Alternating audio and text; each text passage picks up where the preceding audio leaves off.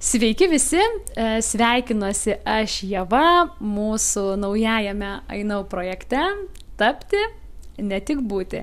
Ir šiandien pas mane svečiuose Inga, kuri netrukus prisistatys ir papasakos trumpai apie save ir ką ji veikia smulkaus verslo pasaulyje. Tai labas, Inga. Sveika, Ievute. Pirmiausia, dėkoju už kvietimą. Esu Inga, Deporo studijos įkūrėja. Mes kuriame grožį. Savo studijai turime platų paslaugų spektrą. Bet tai nėra vien tik tai apie tai. Aš dar esu ir distribucijos atstovė. Mes kruopščiai atsirinkinėjom įrangą ir paskui ją siūlome kitiems kolegoms įsigyti. Tai sakyčiau, kad esu smulkaus verslo atstovė, bet atstovauju 2 verslus viename. Ką konkrečiai veikia jūsų Deporo studija? Kokias paslaugas išvardinti kelias ar ne, tai apie ką tai būtų? Nes kurti grožį tai labai platu, ar ne? Tikrai taip. Tai konkretizuojant, viskas prasidėjo nuo depiliacijos cukraus pasta ir išaugo į grožio studiją. Tai dabar savo studijoje turim iš tiesų lazerinę epiliaciją, turim kūno formavimo procedūras, atliekam tą pačią depiliaciją cukraus pasta, nepamirškim jos visų ištakų. Tada pas mus yra relaksaciniai masažai, antakių specialistė. Žodžiu, tikrai labai platus paslaugų spektras ir mes neketinam sustoti. Visą laiką turim galvoje apie plėtrą, bet nenorim turėti bet ko. Man norisi atrinkti tai, ko reikia mano klientam ir kad tai būtų aukščiausios kokybės. Ir jeigu jaučiu, kad mes turim tik 90%, man negana. Ieškosim, kad būtų 100%. Wow. Kiek laiko pati, Inga, esi šitame verslo pasaulyje grožio srityje ir nuo ko viskas prasidėjo? Kaip tavo ta kelionė, kaip Ingos atvedė tave prie grožio ir prie šitų procedūrų, paslaugų teikimo ir netgi kolektyvo subūrimo? Iš tiesų, reikėtų grįžti gerokai nei 15 metų toliau. Okay. Tai pirmiausia, niekada negalvojau, kad būsiu grožyje, bet, kaip sakau, kiek kartų aš pagalvodavau, kad noriu palikti grožį, tie grožis pasivydavo mane ir įklampindavo dar giliau. Tai vienas iš tokių, kad aš tiesiog dirbau kaip grožio prekių tinkle, kuriame iš tikrųjų įgijau labai daug patirties ir praktikos ir, manau, susipažinau su tokiu už sceniniu vaizdu ir tai mane išgrynino, kad norėčiau dirbti kažkokioje vienoje srityje. Ir tuomet taip atsidūriau depiliacijų cukraus pasta. Bet vėlgi, kadangi nemėgstu būti tik specialistas, tai tapau trenerė, kuri apmokina kitus dirbti, dalinasi savo žiniomis, patirtimi ir taip pat platinimu. Mes tiesiog kartu pardavinėdavom, paruošdavom su tom priemonėm specialistus ir iš tiesų tame Inga buvo įstrigusi net 7 metus. Ciklas paskui po 7 metų pasibaigė ir kažkas naujo vyko, ne? Tikrai taip. Manyčiau, kad atėjo 21 amžius ir supratau, kad ir kaip myliu depiliaciją cukraus pasta, atėjo laikas pereiti į 21 amžių ir taip atsirado lazeris. Negalėčiau sakyti, kad mano pirma lazerio patirtis buvo labai tokia sėkminga, ko tikėjausi po depiliacijos cukraus pasta, nes iš tiesų iš karto labai lengvai atradau produktą, su kuriuo iki šiandien dirbu. Iki šiandien mes dirbam su ta cukraus pasta studijoje. Tai yra, turbūt labai retas atvejis, kad kokybė nekristų, kad tenkintų tiek specialistą, tiek klientą. Tai su lazeriu man taip nepasisekė, bet manau, tai buvo didžiulis akstinas ir tapti lazerių distributorė, nes aš supratau, kad aš žinau, kaip noriu padaryti, kad būtų rinkoje. Tai tiesiog sakyčiau, kad lazerių atsiradimas rinkoje pastumėjo iš Ingos tapti Deporo grožio studiją. Prieš kiek metų tai vyko? 3 metai atgal. Jeigu grįžtume į tą daug metų atgal, kada Inga viena pati užsiėmė tom depiliacijom cukraus pasta, ar ne? Kaip tau šovė į galvą išdrįsti pačiai pradėti dirbti ant savęs? Mane tas labai domina. Iš tiesų, tai turbūt perdegimas įmonėje, kurioje dirbau. Jaučiausi, kad ten jau padariau viską, ką galėjau ir nebemačiau tolimesnių galimybių. Ir tiesiog, kaip esi žmogus labai atsidavęs, dažnai aplinka tą patį mato. Taip. Tai galėčiau padėkoti dabartiniai savo verslo partneriai distribucijoje, kad ji manyje pamatė tą potencialą, kaip sakau, davė tą meškerę ir aš ją sėkmingai pasinaudojau. Aš užkabinau ir sakyčiau, ištraukiau laimikį, nes tas žingsnis ryžtis mesti darbą, gerai apmokamą darbą, aš iš tiesų tuo laikotarpiu uždirbau tikrai daugiau negu vidutinį atlyginimą, bet aš vis tiek viską mečiau ir išėjau į niekur. Dėl ko? Dėl to, kad jaučiausi išsisėmusi, jaučiau, kad turiu daugiau potencialo, nei kad galėsiu panaudoti. Ir tas noras turėti savo, kažką kurti, dalintis, nes netgi toje darbovietėje, kurioje dirbau, aš kaip labai traukiau į norą dalintis žiniomis, norą sužinoti daugiau, bet kai tu jauti, kad viskas, nebėra su kuo pasidalinti, nebėra iš ko kažko gauti, tada supranti, kad turi laukti toliau.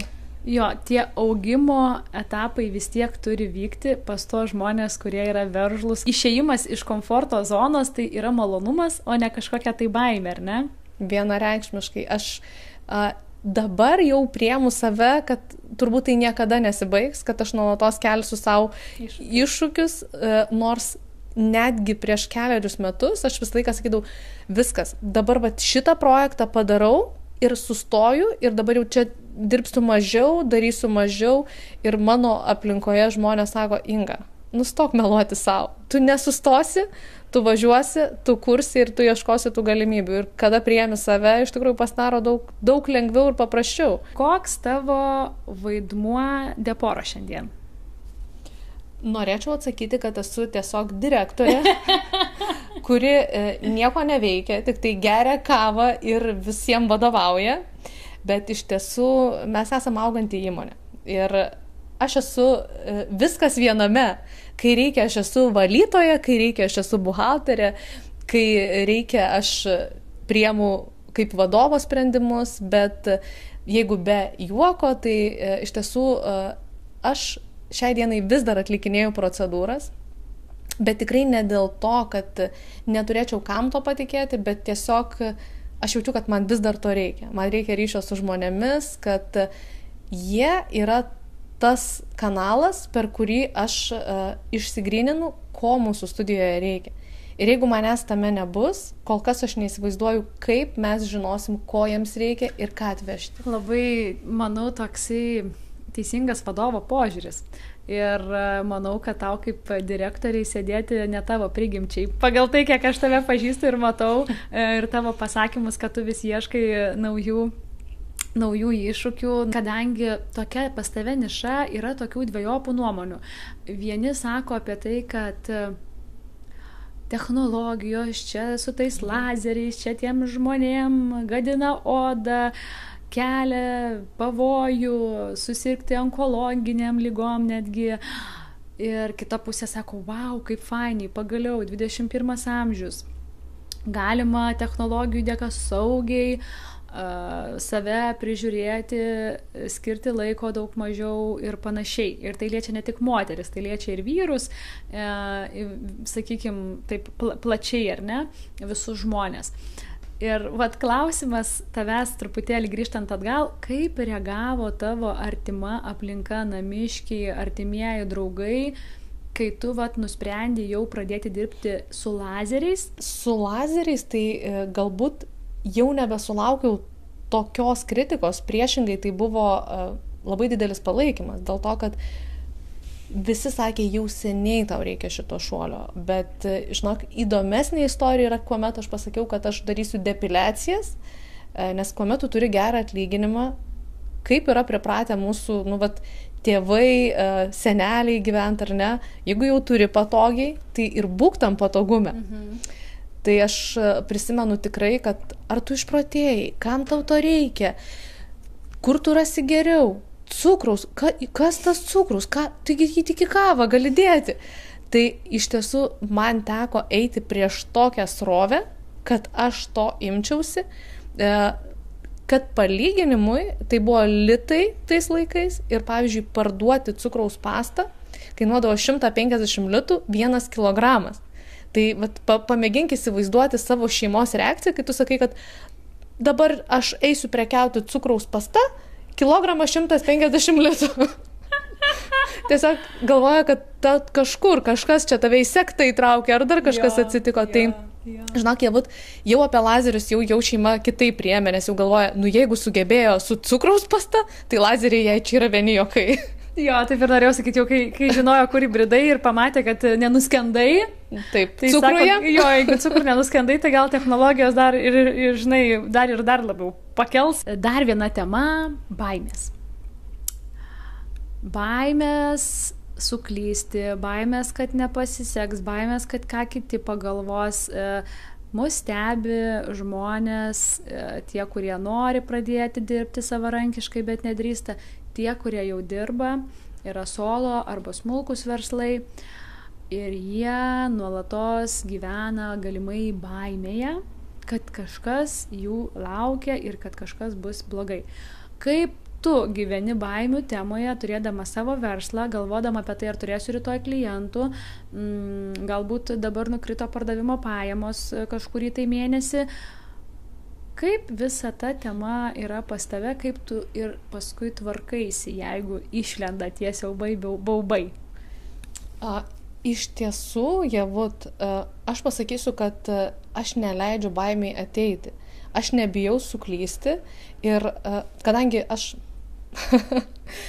pati tikrai daug praėjau, vis dėlto jau virš 15 metų grožio srityje ir aš savo patirtimi galiu pasakyti, paėmiau vieną projektą, nepasisekė. Gerai, važiuojam toliau.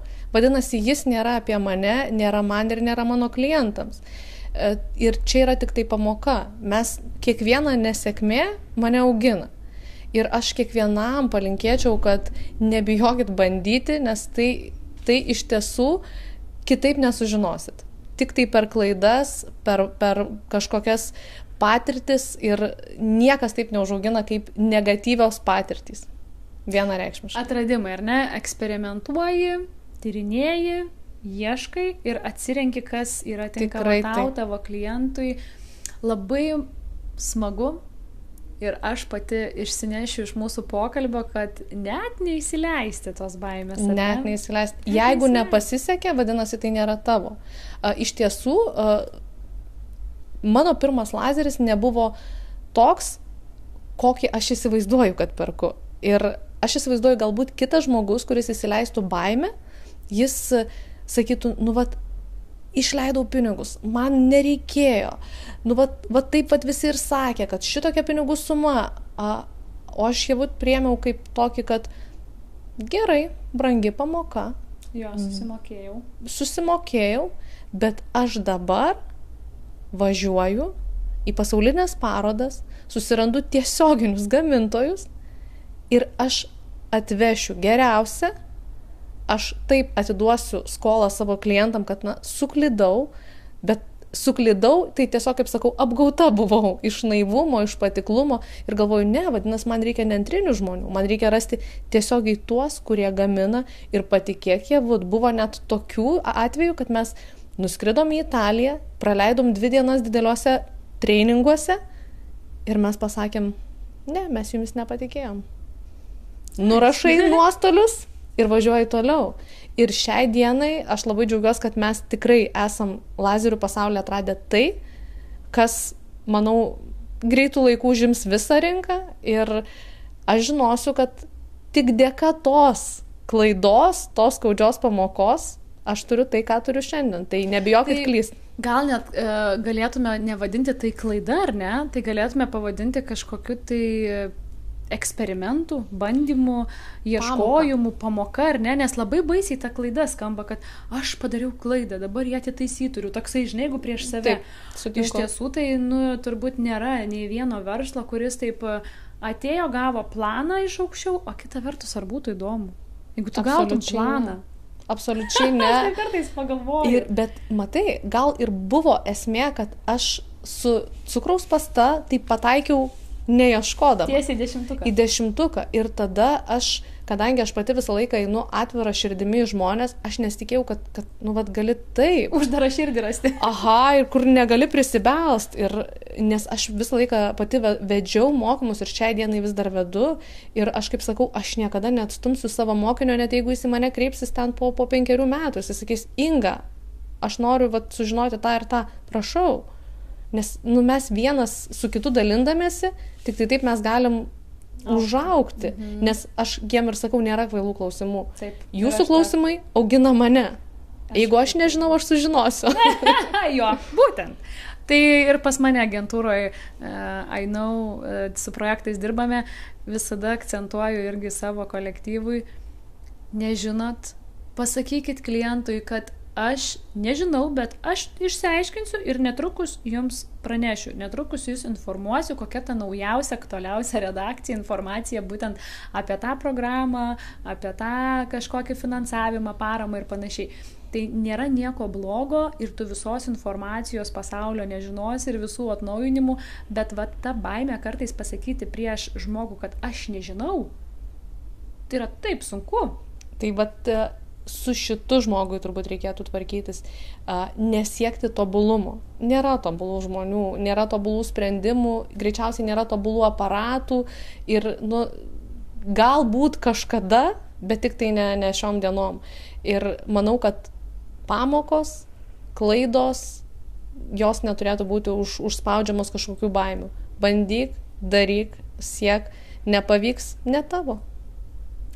O kaip ta baimė, dar grįžkim apie tą požiūrį dviejopą žmonių, ar dažnai tenka išgirsti, kad dirbi su pavojinga aparatūra ir kad tai galiausiai prives ne prie gero, ar tenka šitokios kritikos gauti? Iš tiesų tai buvo, kadangi su lazeriais dirbam 3 metus ir vėlgi grįšiu į tą patį, kad labai mėgstu remtis mokslu.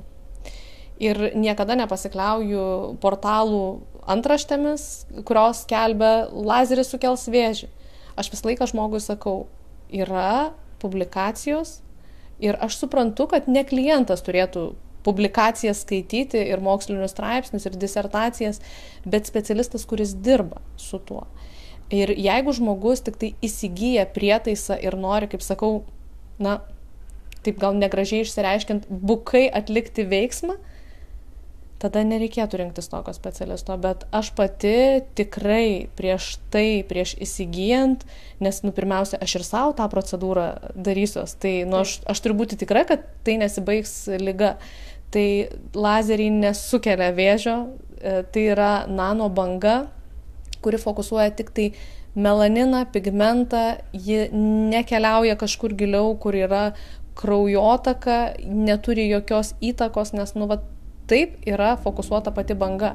Ir žmonės gali būti 100% ramus, kad tai yra ne apie tai. Ir netgi norėčiau paneigti vieną praeitų metų straipsnį, kuriame buvo nurodoma, kad moteris susirgo vėžiu ir buvo paimti tyrimai, nustatyta, kad tai sukėlė lazeris. Aš visą laiką iškeliu tokią tezę, kad dažnu atveju žmogus sveikas, sportuoja, nerūko, negeria ir susirga plaučių vėžiu. Ar mes galim atrasti priežastį ir sukėlėją, kas sukėlė? Kas sukėlė vėžį? Nėra. Vis dėlto mokslas nėra pažengęs, kad mes galėtumėm nustatyti, kas sukėlė. Tai ir tų moterų atveju tikrai nėra jokių tyrimų. Kad tai buvo būtent ar ne aparato pasekmė. Tikėtina, kad tai galėjo būti nesaikingas soliariumų vartojimas ar panašiai. O kiek įtakos turi pats specialistas? Man, pavyzdžiui, dar įdomu, ar ne, yra lazeris, nes esu girdėjus, kad galima apgamus apeiti, kitas specialistas, pavyzdžiui, neapeina, kitas apeina. Tai kiek tom profesionalume specialisto yra tos sėkmės, dar to didesnio garanto, kad tikrai nieko nenutiks blogo. Žinai, atsakysiu tau į šį klausimą taip, kad įsivaizduok mane tiesiog turinčią vairavimo teisės ir mane dabar kažkas pasodina į formulę. Kuo visą tai baigtųsi? Aš nesu profesionali lenktynininkė ir nepaisant to, kad ta formulė iš principo yra lenktyninis automobilis, bet aš nemokėčiau jo valdyti. Tai tokia pati reikšmė yra ir lazerį. Yra be proto svarbu, kad būtų kompetentingas specialistas, kuris būtų apmokytas, dėl ko mūsų grandinėje taip yra svarbu. Aš pati, įsigijus pirmąjį lazerį, aš negavau tų žinių. Ir man reikėjo, kaip sakau, apskristi pusę Europos, kad aš susirinkčiau, perskaityti pusę Google'ės disertacijų, ne straipsnių, ten naujienų portalų, tam, kad aš žinočiau, ką aš darau, kokios gali būti pasiekmes, kokios turi būti rekomendacijos. O jeigu šito nežinai ir įsivaizduoji, kad tiesiog įjungiai, papipsinai ir bus rezultatas, tai nebus. Va tada mes net ir pakenkt galim. Dėl to, kad mes turime žinoti, kam negalima daryti, kaip apsaugoti žmogų. Tai gal tos blogos patirtis ir ateina iš to, kad ne visi specialistai profesionaliai elgesi, ne visi turi žinių ir iš to ateina ir kažkokie blogi atsiliepimai turbūt dažniausiai vienareikšmiškai turbūt. Tai. Vienareikšmiškai, jeigu nežinosim, kaip atlikti su to prietaisu, arba galiausiai nežinosim, kaip sulyginti kitus prietaisus, nes, kaip pavyzdys, kada žmogus nusprendžia įsigyti kažkokį prietaisą, jisai pirmiausiai turėtų žinoti, kokie jau yra rinkoje, kokie yra jų privalumai, kokie yra jų trūkumai. Ir galbūt mano ta klaida, kurią aš taip labai skambiai įvardinu, nes turbūt man vis dar skauda, nes aš labai didžiulę atsakomybę jaučiu prieš visus savo klientus, nors nieko kritiško ten nebuvo. Ten greičiausiai aš pati išpučiu dėl to, kad esu pripratus duoti tobulai su pliusu. Ir lūkesčius turi tokius savo labai didelius. Taip, bet vėlgi tai veda mane į tą tobulėjimą. Ir kaip sakau, nereikia bėgti nuo savęs, priimti ir susidraugauti, bet nebuvo gal iki galo atlikti visi namų darbai. Aš tikėjausi, kad galiu čia Lietuvoje rasti viską, ko man reikia. Bet vis dėlto ne. Nėra Lietuva dar tiek pažengusi šitoj srityje. Nėra ir gal nėra visų požiūris toks. Nes dabar aš visus aparatus, aš tik tai skraidinuosi, gaunu tiesiai iš pirmų rankų, kad sužinočiau ir kad perduočiau taip, kaip gavau. Kreipiasi į tave moteris, žmonės, kurie nori pradėti dirbti savo. Ir sako, Inga, aš noriu įsigyti aparatą. Štai tokį, pavyzdžiui, epiliacijos, ar ne, aparatą tokį, kokį tu savo grožio studijoje turi, kadangi tu esi distributorė. Tai papasakok, kas į tave kreipiasi, kodėl kreipiasi ir kaip galima rasti tuos kelius, nes įranga yra tikrai nepigi. Tai pasidalink galbūt, kaip ta virtuvė atrodo ir jeigu besiklausantys žmonės, moteris, turbūt čia labiau moterų, vyrų nesu mačius, kad darytų grožio paslaugas. Lietuvoje vienas kitas, pasaulyje tikrai populiarėja, kad šitas paslaugas atlieka ir vyrai. Okay. Tai besiklausantis, ypač tiems, kuriems aktuali galbūt grožio sritis, galėtų suprasti, kiek tai kainuoja ir ką reikia praeiti, kad pasiektum tas technologijas jau geriausias, o nenusipirktum tai, kas jau galbūt atgyventa. Dar atgyventa jie būtų, tai dar nebūtų taip blogai, kaip nukeliauti į svarbu turėti kažkokį aparatą. Kažkokį tai lygų dažniausiai atvežtas iš Kinijos. Ir dažniausiu atveju tai yra aparatas apie nieką. Mes tiesiog turim mirksinti, bliksinti, garsą skleidžiantį prietaisą, kuris iš principo, galim paimti radio dažnį, ar ne? Radio dažnis, jisai turėtų įšildyti audinius iki tam tikros temperatūros, o tai būna dažnu atveju tiesiog metalinis tenas. Tai, žmogus negauna kokybės ir labai nusivilia pačia procedūra, sako, tai neveiksminga. Tai kokybiškai įranga kainuoja. Ir kainuoja tikrai nemažus pinigus, tai aš labai džiaugiuosi, kad didžioji klientų dalis po truputėlį galvoja, iš kur gauti. Jeigu tai yra dideli grožio salonai, tai be abejo, jie jau yra stambus verslininkai, jie gali kreiptis gauti paskolai, bet dažnu atveju tai būna tiesiog moteris, kurios svajoja kurti savo, būti tame grožyje ir netgi ir norėčiau pasidžiaugti vienu sėkmės pavyzdžiu, kur 3 vaikų mama, kurią mes abi pažįstame. Mūsų Justina. Mūsų Justina, linkėjimai, mieloji tau. Iš tiesų, ji mano klientė, kuri turbūt kiekvieną procedūrą atėjus sakydavo, Inga, o kaip čia darosi, o kaip anas, o kaip trečias. Ir aš girdžiu, kad žmogui rūpi daugiau negu klientui. Aš mielų norų dalinuosi, mielų norų pasakoju. Ir kai aš išgirdau, kad, ji nori kurti savo, bet, galimybės neleidžia. Nes, vėlgi, grįžkime tai, kad... Apie kokius pinigus mes kalbam? Apie 20, 30, 40 tūkstančių daugiau, ar ne? 30 tūkstančių. Be abejo, yra aparatų ir dabar turim kūno aparatus, jų kaina yra ten 10 tūkstančių. Tai tokį žmogus tikėtina gali įsigyti... Susitaupyti gal, ar ne? Taip, santaupos ar ten, kaip sakau, pasiskolinti pas giminaitį, bet 30 tūkstančių, tai jau yra toksai svoris. O kalbant apie lazerius, jų kaina prasideda nuo 30 tūkstančių. Tai aš labai džiaugiuosi, kad yra tokia Ievutė. Ainau komanda dabar jau? Dabar jau taip. Moteris, kurios gali kitus žmonės atvesti link svajonės. Nes man asmeniškai, kai klientas skambina, aš sakau, aš žinau, kad yra toks projektas, kurį organizuoja užimtumo tarnyba. Ir Ainau viską sutvarko. Bet Inga, gal tu gali man atsakyti? Ne, sakau. Aš nieko negaliu atsakyti. Sakau, aš galiu pasidalinti kontaktų. Kaip miela. Ir jumis bus 100% pasirūpinta. Ir iš tikrųjų labai smagu, kad aš galėjau pasidalinti jau ne vieną klientę ir patikėti į jūsų komandos rankas. Ir girdžiu, kad turbūt ne vienas sėkmės atvejis mūsų laukia. Jo. Nes jūsų komanda labai šauniai dirba šitų klausimų. Jau čia tų pagirų. Tavo rekomendacijomis ateisi klientė pas mus džiūgauja, nes praėjo gynimo etapą ir laukia galutinių rezultatų. Ir aš manau, kad tikrai esu užtikrinta, viskas bus gerai. Mes užuodžiam sėkmę. Ir tokiu būdu mes galim atverti žmonėm galimybės. Ir aš manau, kad apskritai turėtumėm dalintis kontaktais ir jeigu mes žinom, kad, kaip pavyzdys, aš negaliu čia padėti, bet žinau, kad Ainau gali padėti šitų klausimų, tai tiesiog nestabdykim. Kažkam bus neįdomu ir praskrolins. Tai turbūt reikėtų pirmiausiai įsisavinti, kad mes ne doleriai ir visiems patikti negalim. Ir nereikėtų priimti to, kad kažkas ten tiesiog praskipino tavo story. Taip.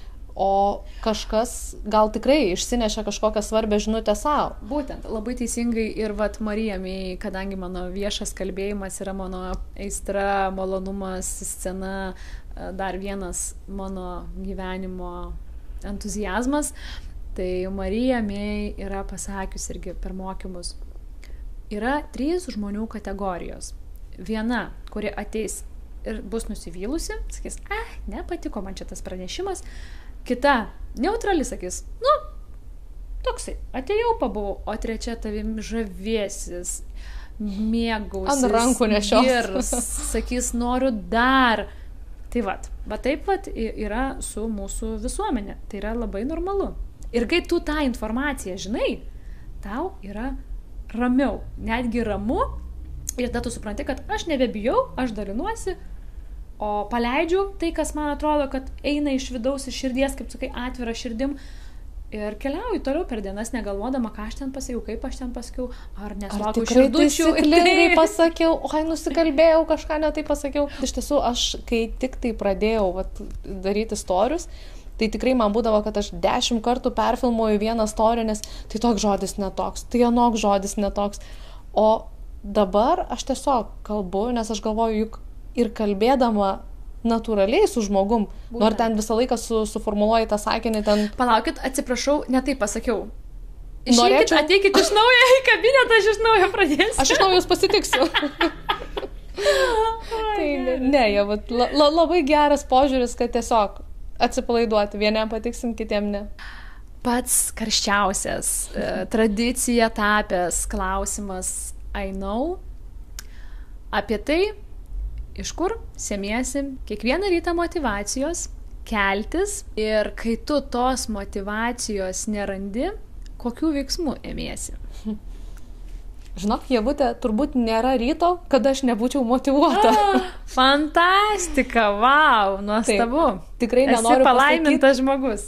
Tikrai nenoriu pasakyti, kad aš esu kažkokia ypatinga, bet turbūt gyvenime darau tai, kas man patinka ir, jau turėdama savo verslą, jau dirbdama su klientais 12 metus, nes kaip prieš tai minėjau, buvau prekyboje ir dirbau ne savo. Bet dirbai tas, kas patiko iš dalies, sakykime, taip. Taip, iš dalies patiko, grožis mane visą laiką traukė, bet tai nebuvo savo. Ir aš dabar suprantu, kad man nebėra sekmadienio tragedijos, nes aš noriu eiti į darbą. Žinok, kai aš pradėjau dirbti savo, tas pats įvyko dalykas, aš pradėjau mylėti sekmadienis. Aš pradėjau net negalvoti, ar čia bus pirmadienis, ar sekmadienis, ar ketvirtadienis. Taip. Tai visiškai tai nebėra, jeigu jauti kažkokį tai pervargimą, tiesiog pasidarai pauzę. Tai va, ką darai, kai jauti tą pervargimą ir kai tos motyvacijos savotiškai gal nustinga, tai tu darai pauzę, ar ne? Aš tiesiog dievinu sportą. Ir jeigu aš jaučiuosi pervargusi, ar tiesiog atrodo sunku priimti vieną ar kitą sprendimą, aš tiesiog einu pabėgioti. Labai gerai. Ir ten įvyksta, kaip sakau, mano didžioji meditacija, mano tas įsižeminimas, aš labai daug perkratau galvoje klausimų ir atsakymų ir jau grįžtu nusiraminusi. Kad Inga mėgsta sportuoti, žinau, mes su Inga lankėme jogos praktikas kartu, netrumpą laiką, tikrai ne 1 metus. Tai pažinti turim labai labai gražią ir iš tikrųjų Inga yra tas įkvėpimas, aš sėdžiu, klausau ir galvoju, dievaži, žmogus tikrai taip spinduliuoja, meilę tam, ką daro, ir tikrai taip norėčiau kiekvienam palinkėti, taip spinduliuoti arba ateiti iki to etapo, kada tu gali pasakyti, man nesvarbu, šiandien yra trečiadienis ar sekmadienis, aš myliu tai, ką darau. Ir labai jaučiasi, žinai, kas pas tave tas užtikrintumas. Aš 100% pasakyti galiu, kad tai yra saugu, kad tu tokia spinduliuoji, ta tokia tiesa su pasitikėjimu. Ir kiekvienam to linkėčiau. Manau, kad klausydami tikrai pajausit. Ir Inga dar tikrai, kadangi turi daug patirties, didelę savo laiko dalį ir pati praleidi su klientais, tarp klientų, tarp darbuotojų, tarp žmonių, kurie teikia paslaugas.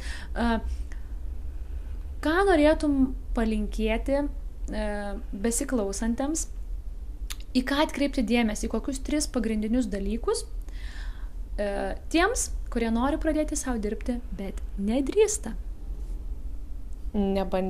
Nebijoti, savimi pasitikėti, o turbūt pats pagrindinis toks patarimas, tai tiesiog daryti.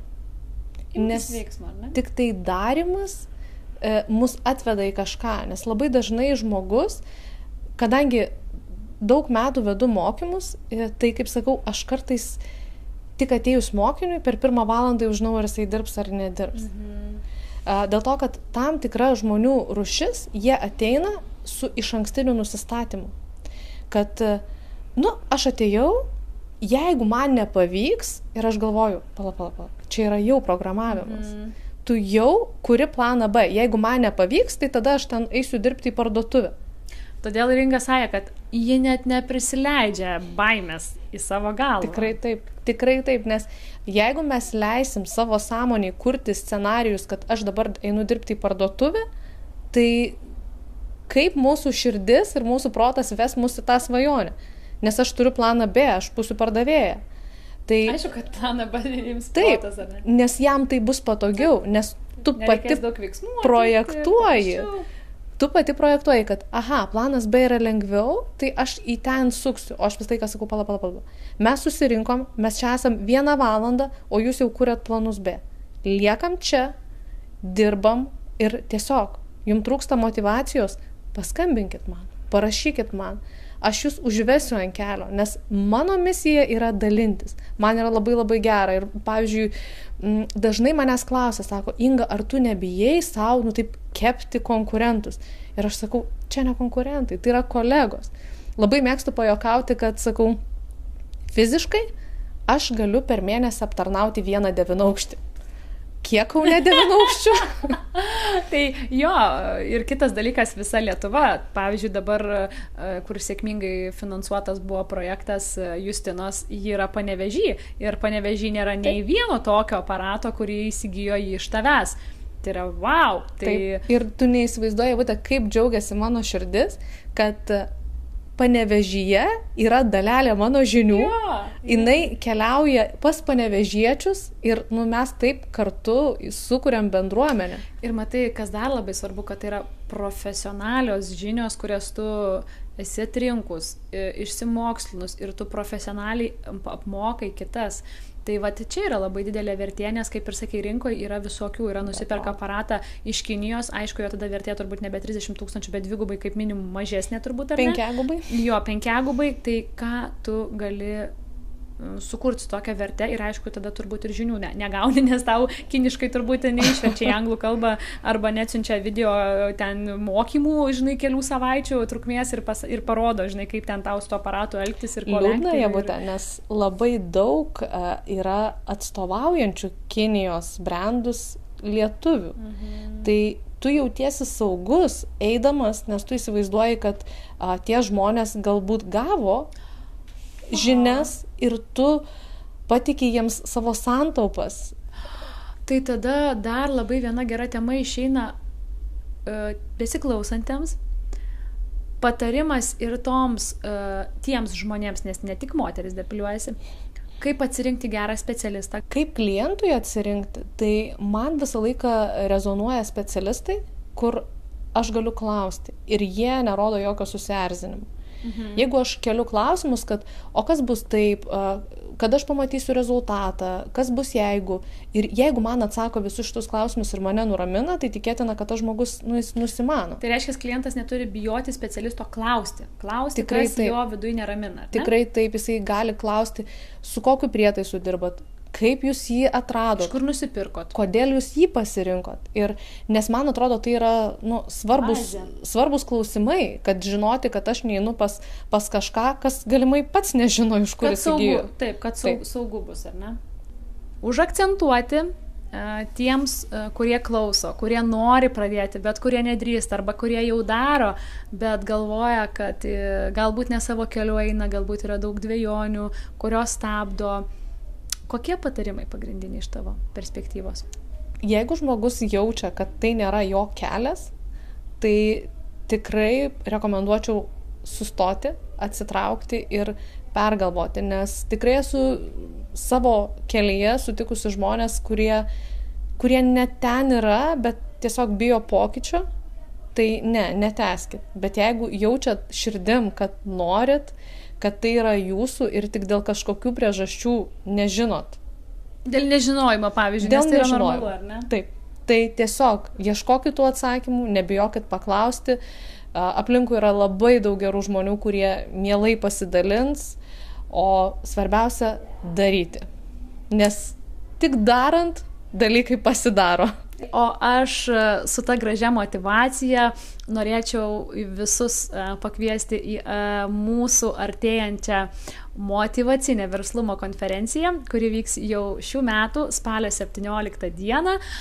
Šioje konferencijoje bus daug kompetentingų savo srities specialistų, saviugdos trenerių, kurie neabejoju paliks neišdildomą įspūdį jūsų atmintyje, suteiks jums daug žinių, gausite tikrai ir daug praktikos, bus svečių, kurie tikrai sužavės jūs, įkvėps jūs, na ir aišku, gera nuotaika, geros emocijos, gera energija, dovanos ir visa diena kartu bendrystėje su ištroškusiais verslumui ir motyvacijai ir gyvenimui žmonėmis. Tai ačiū, Inga, kad atvykai. Ačiū Jums, kad klausėte ir iki kitų malonių susitikimų. Ačiū, Javut. Didžiausios sėkmės konferencijoje ir tikiu susitiksim, nes parduota.